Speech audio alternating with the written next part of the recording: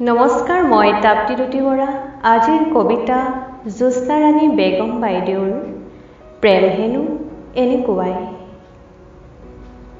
আকাশখনক সুধিলো প্ৰেমৰ বিশালতা কিমান। আকাশে ক'লে তুমি ভবাৰ দৰে নহ'বও পাৰে। কেতিয়াবা কেতিয়াবা প্ৰেম হ'ব পাৰে অতি সংকীৰ্ণ। ধুমুহাজাকক সুধিলো ইমান জোৰেৰে বলিছা কিয়। ধুমুহাই ক'লে আহি প্ৰতাৰণা আৰুনো কিমান সহিম। তুমিতো নাজানা আজিকালি প্ৰেমৰো চলে দৰ দাম। কাৰোবাৰ সঁচা প্ৰেম আওকাণ কৰি কোনো প্ৰেমিকে বিনা অজুহাততে হৃদয়খন নিলাম কৰিব পাৰে। সঁচাকৈ স্বৰ্গীয় হয় যদি প্ৰেম, মৰম আঁকি দিয়া মোৰ হৃদয়ত চন্দনৰ তিলক এটি।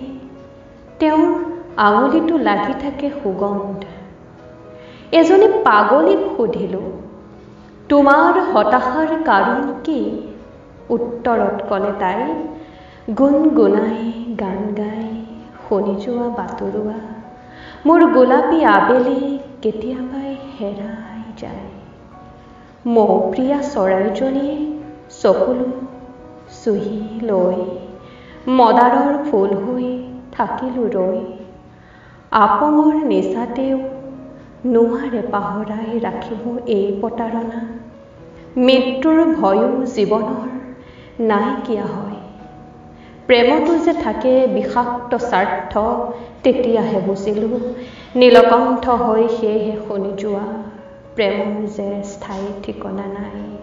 প্ৰেম স্বৰ্গীয় বুলি কিয়নো মিছাকৈ কয়। প্ৰেম হেনো এনেকুৱাই, প্ৰেম হেনো এনেকুৱাই। ধন্যবাদ।